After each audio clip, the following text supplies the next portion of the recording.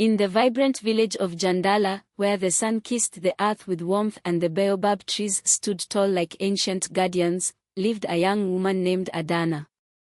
Her hair, long and lustrous like the flowing rivers of the savannah, was the pride of the village.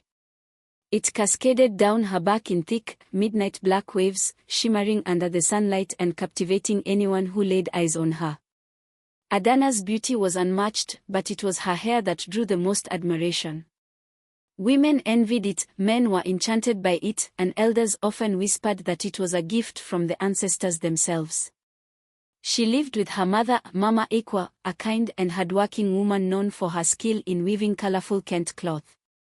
Together, they shared a modest hut adorned with vibrant fabrics and the soft hum of traditional songs. One morning, as Adanna sat outside their hut, carefully braiding her hair with the help of her mother, Mama Ikwa sighed with pride. "My child, your hair is a blessing from the spirits. Take good care of it, for it will bring you fortune." Adanna chuckled softly. "Mama, it is just hair." "No, Adanna," Mama Ikwa replied sternly. "It is more than just hair. It is your crown, your pride. And remember, beauty can invite both admiration and envy." That day, Adanna and Mama Ikwa were preparing to attend the Grand Harvest Festival hosted by Chief Beo. Villagers from far and wide gathered to celebrate the bountiful harvest, share stories, and strengthen bonds. Among the guests was Kinda, a woman known for her sharp tongue and intense jealousy. Kinda's own hair was thin and brittle, and she often covered it with elaborate head wraps. When Adanna arrived at the festival, her presence caused a stir. Men whispered praises, women gasped in awe, and even Chief Beo's son, Kofi, couldn't take his eyes off her. Kinda, observing this from a distance, felt a pang of bitterness. "Look at her," Kinda muttered to her friend, Sefu. "Does she think her hair makes her better than us?" Sefu chuckled nervously. "Kinda, calm down. It's just hair." Kinda's eyes narrowed. "Just hair. That just hair has every man bewitched and every woman envious. It's not fair." Later that evening, as the festivities continued, Kofi approached Adanna, offering her a carved wooden bracelet. "For you," he said with a shy smile. "Your beauty deserves more than words." Adanna blushed and accepted the gift graciously. Kinda, witnessing this, clenched her fists. "I'll not let her steal all the attention," she whispered to herself. The next day, as Adanna prepared for the village market, Kinda devised a plan. She approached Mama Ikwa with a faint smile. "Mama Ikwa, your daughter's hair is the envy of all.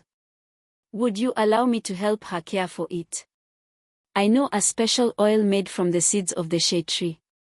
Mama Ikwa, unaware of Kinda's true intentions, agreed. That evening, Kinda visited Adanna's hut with a bottle of oil. "This will make your hair even more beautiful," she said sweetly. As Adanna applied the oil, she felt a strange sensation. The next morning, to her horror, clumps of her precious hair lay on her pillow. She screamed, waking Mama Ikwa. "Mama! My hair!"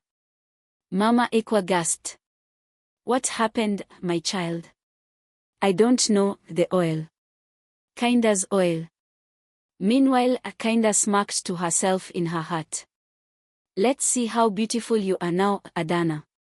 Adanna, devastated, stayed indoors for days. News spread quickly, and the villagers whispered about the mysterious loss of her hair.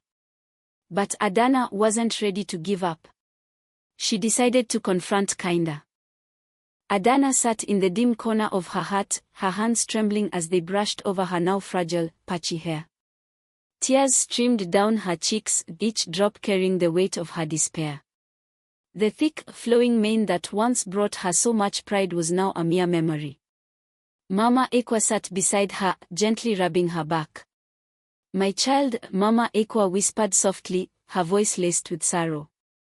"We will find a way to heal your hair. The ancestors will guide us." Adanna shook her head. "Mama, it's not just the hair. It's the shame. The whispers. The laughter. I can hear them even now. Outside, the village buzzed with gossip.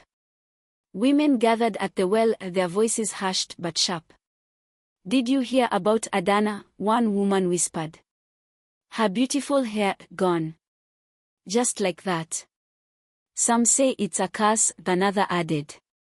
Perhaps she angered the spirits. Kinda, passing by with a basket of yams, smirked to herself. Her plan had worked perfectly. Adanna's beauty, once untouchable, was now tarnished. Back in the hut, Mama Ekwa, determined to find a solution, decided to visit Nana Afya, the village healer. Nana Afya, an elderly woman with deep wrinkles etched into her dark skin, was known for her wisdom and knowledge of ancient remedies. As Mama Ekwa approached Nana Afya's hut, she was greeted by the comforting aroma of herbs and incense. Nana Afya, seated on a woven mat, looked up with kind eyes. Mama Ekwa, she greeted warmly. What troubles you? Tears welled in Mama Ekwa's eyes. It's Adanna. Her hair, it's falling out. She is heartbroken. Nana Afya nodded knowingly. Bring her to me. We will seek the ancestors' guidance. That evening, Adanna, wrapped in a vibrant Kent cloth, sat before Nana Afya's fire. The healer circled her, chanting softly, her hands filled with crushed herbs and sacred oils. The ancestors are restless, Nana Afya murmured. This was no ordinary misfortune. Someone has done this to you. Adanna's heart pounded. Who? Why? Nana Afya's eyes, sharp despite her age, met Adanna's. You must find out yourself, child. But beware, jealousy is a venomous snake. Trust no one. Meanwhile, Akinda, restless and eager to ensure Adanna's complete downfall, sought out a more dangerous ally, Baba Ogbo, a feared sorcerer living on the outskirts of Jandala. His heart, hidden deep within the thick forest, was filled with eerie charms and bones. Kinda knelt before him, her voice trembling. I need your help. Baba Ogbo chuckled darkly. What does the jealous one seek now? I need Adanna to disappear. Forever. Baba Ogbo's eyes gleamed. That will cost you. I'll pay anything, Kinda replied desperately, offering him a bag of gold and cowrie shells. Baba Ogbo nodded. Very well. But remember, every curse has its price. Back in the village, Adanna, determined to confront Kinda, waited until the moon hung high in the sky. She wrapped her head in a scarf and made her way to Kinda's hut. Knocking firmly, she waited. Kinda opened the door, feigning surprise. Adanna. What brings you here so late? Adanna's voice was steady but filled with emotion. Kinda, what did you do to me? Kinda gasped dramatically. Me? Adanna, why would I harm you? Adanna's eyes narrowed. The oil you gave me. It destroyed my hair.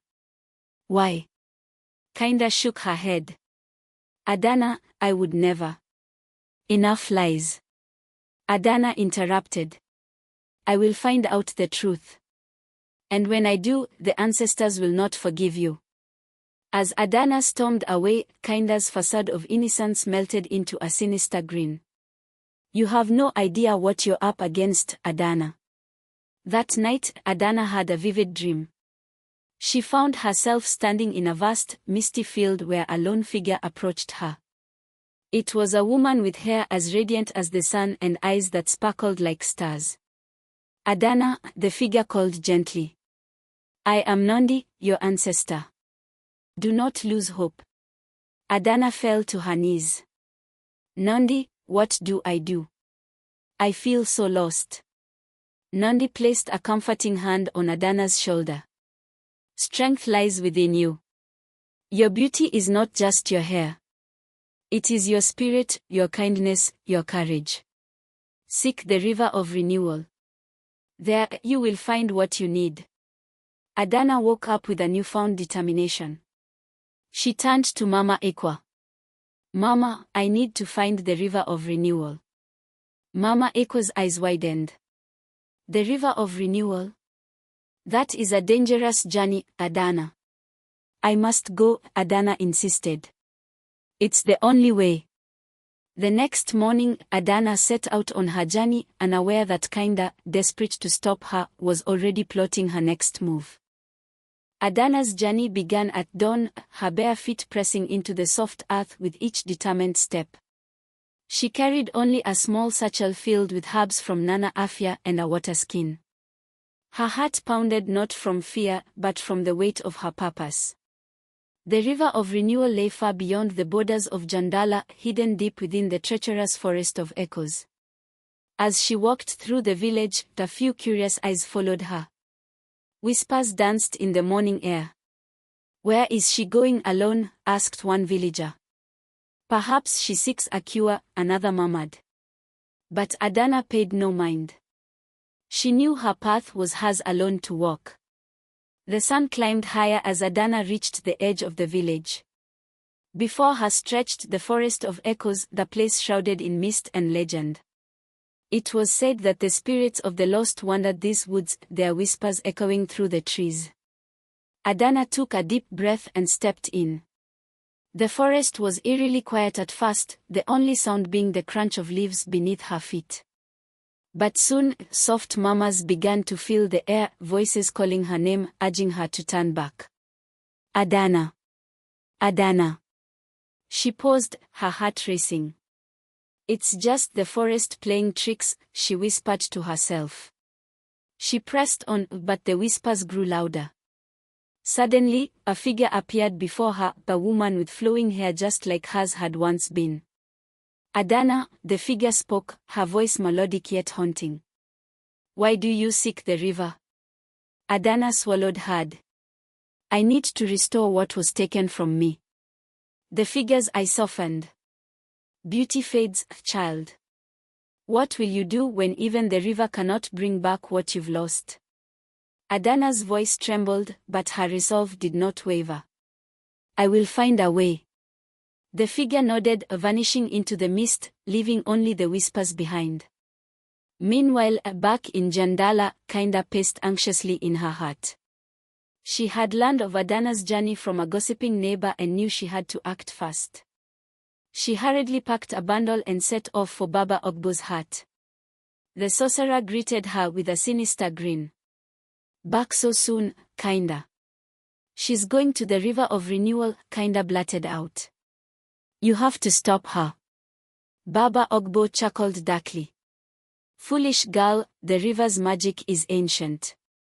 Even I cannot prevent one from reaching it." Kinda's eyes widened with panic. "Then what do I do?" Baba Ogbo's grin grew wider. "There is one way. But it will cost you dearly." "I'll do anything," Kinda whispered, desperation dripping from her words. The sorcerer leaned in close.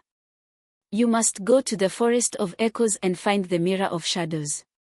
There, you will see the truth of your heart." Kinda, though fearful, nodded. She would not let Adanna win. Back in the forest, Adanna found herself at a small clearing where an old woman sat weaving a basket from reeds. "Come, child," the old woman beckoned. "Rest a while." Adanna, grateful for the respite, sat beside her. "Who are you?" The old woman smiled. "I am Niam, the guardian of these woods." "What brings you here?"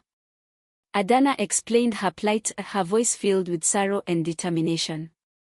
Niam listened intently. "The river of renewal lies beyond the valley of trials. But beware, child. The journey will test not just your strength, but your soul." Adanna nodded. "I am ready." As night fell, Adanna continued her journey, unaware that Kinda was close behind, her own heart filled with malice and fear. The forest grew denser, the whispers louder. Suddenly, Adanna stumbled upon a small, glowing pool. She knelt beside it, her reflection staring back at her.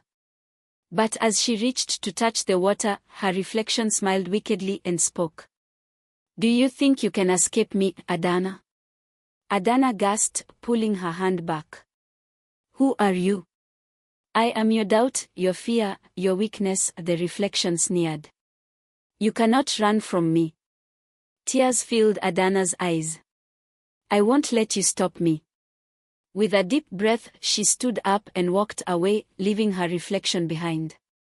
Meanwhile, Akinda reached the forest of echoes, her heart pounding. She found the mirror of shadows, a large, cracked mirror that shimmered in the moonlight. As she looked into it, she saw not her reflection, but scenes from her past, moments when she felt invisible, overshadowed by Adanna's beauty. Tears streamed down her face. "Is this what I have become?" she whispered. But as she turned away, the mirror whispered back, "It's not too late." Kinda clenched her fists. "Yes, it is." Adanna, now near the edge of the forest, felt a surge of hope. But she knew the hardest part of her journey was yet to come. The valley of trials awaited her. Adanna stood at the edge of the forest of echoes, the dense trees behind her fading into the distance. Before her stretched the valley of trials, a vast expanse of arid land, broken only by jagged cliffs and scattered boulders. The river of renewal shimmered faintly on the horizon, its promise of restoration beckoning her forward. She took a deep breath, her resolve firm. "I will not turn back." The ground beneath her feet was dry and cracked, each step stirring up small clouds of dust. The sun blazed overhead, scorching her skin, but she pressed on, her eyes fixed on the distant glimmer of water. Suddenly, a gust of wind swept through the valley, carrying with it a voice. "Adanna." She froze, her heart pounding. The voice was familiar, soothing yet sorrowful. She turned to see a figure standing atop a nearby cliff, her mother, Nyasha, who had passed away years ago. "Mama," Adanna whispered, tears welling in her eyes. Nyasha descended gracefully, her white robes billowing in the wind. "My child, why do you seek the river?" Adanna's voice cracked. "They took my hair, Mama. They took my pride." Nyasha cupped Adanna's face gently. "Your beauty is not bound to your hair, Adanna. It is in your strength, your kindness." Adanna shook her head. "But, without it, I feel lost." Nyasha's eyes filled with sadness. "The river of renewal will restore your hair, but will it restore your heart?" Before Adanna could answer, her mother's image faded into the wind. She fell to her knees, overwhelmed. "Am I chasing the wrong thing?" But a memory of Kinda's cruel laughter ignited a fire within her. She stood up, her jaw set. "No. I need this." Unbeknownst to Adanna, Kinda had reached the valley's edge. She watched from behind a boulder, her eyes filled with both envy and fear. She knew Adanna was close to reaching the river, and she couldn't let that happen. Kinda whispered a chant taught to her by Baba Ogbo, summoning a creature from the shadows. From the cracks in the earth, a giant serpent emerged, its scales glinting like obsidian, its eyes glowing red. "Stop her," Kinda commanded. The serpent slithered swiftly towards Adanna, who barely had time to react. She gasped, leaping aside as the creature lunged at her. She grabbed a sharp rock and faced the beast. "I've come too far to stop now," she growled. The serpent coiled around her, hissing menacingly. Adanna struck at its head, but the creature was too fast. It knocked her to the ground, its fangs bared. Suddenly, a piercing whistle echoed through the valley. The serpent froze, then retreated. Adanna looked up to see Nyam, the old woman from the forest, standing tall with a staff in hand. "Go, child," Nyam urged. "The river awaits." Adanna nodded gratefully and ran towards the shimmering waters in the distance. Kinda, furious at her failure, fell to her knees. "What do I do now?" The wind whispered back, "Let go." But Kinda clenched her fists. "Never." Adanna finally reached the river of renewal, its crystal clear waters glistening under the sun. She knelt beside it, her reflection staring back at her. She dipped her hands into the cool water and poured it over her head. Nothing happened at first. Despair began to creep in. But then, a soft glow enveloped her. Strands of thick, luscious hair began to grow, longer and longer, until it cascaded down her back in beautiful waves. Adanna wept with relief. Yet, deep within her, a question lingered: was this truly what she needed? Kinda, watching from afar, felt an unbearable weight of regret. Tears streamed down her face as she whispered, "What have I done?" Adanna knelt by the river of renewal, her long, restored hair shimmering under the sun's golden rays. She ran her fingers through the thick strands, feeling their weight, their beauty. Yet, deep within her, an unsettling emptiness gnawed at her heart. She thought back to her mother's words. "Your beauty is not bound to your hair, Adanna. It is in your strength, your kindness." Her tears rippled the surface of the river as doubt clouded her mind. "Have I come all this way for nothing?" A soft voice answered, carried by the wind. "No journey is for nothing, child." Adanna turned to see Niam, the old wise woman, standing behind her. Her warm, knowing smile offered comfort. "Niam, I have my hair back, but why do I still feel lost?" Niam approached, her staff tapping softly on the ground. "Because true healing comes not from what is outside, but from what is within." Adanna's eyes welled up. "But they humiliated me. Kinda humiliated me." Niam placed a gentle hand on Adanna's shoulder. "Forgiveness is the river that renews the soul. Not for others, but for yourself." Adanna swallowed hard. Forgiveness. Could she forgive Kinda? Suddenly, a soft sobbing echoed through the valley. Adanna turned to see Kinda standing at a distance, her once proud face now tear-streaked, her shoulders slumped with regret. Adanna's heart clenched. She had dreamed of seeing Kinda broken, but now, seeing her rival in pain, it felt hollow. Slowly, she stood and approached Kinda. "Why are you here?" Kinda looked up, eyes filled with guilt. I followed you, hoping to stop you. But now, I don't know who I've become." Adanna folded her arms. "You wanted me to suffer." Kinda nodded, ashamed. "I was jealous. Your beauty, your strength. I wanted it all. But I didn't realize how much I would lose." Adanna stared at her, emotion swelling within her. She could walk away, leaving Kinda in her sorrow. But her mother's words echoed again in her mind. Forgiveness is the river that renews the soul. With a deep breath, Adanna extended her hand. Kinda stared at it in disbelief. "Adanna, I'm not doing this for you," Adanna said softly. "I'm doing it for me." Kinda, overwhelmed, grasped Adanna's hand. Tears streamed down both their faces as years of bitterness melted away. As they stood there, the river of renewal shimmered brighter, its waters reflecting their newfound understanding. Adanna realized that while her hair was restored, it was her heart that truly needed healing. Together, they left the valley, their rivalry transformed into something neither had expected: peace. In the village, whispers of their journey spread quickly. Some marveled at Adanna's restored beauty, but most admired her strength to forgive.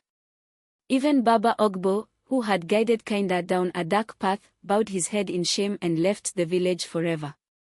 Adanna, now at peace, often visited the village's young girls, teaching them the importance of self-love, resilience, and forgiveness.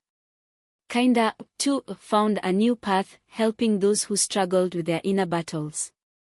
The river of renewal faded into legend, but the story of Adanna and Kinda lived on, reminding all that true beauty is found not in what we see, but in the strength of our hearts.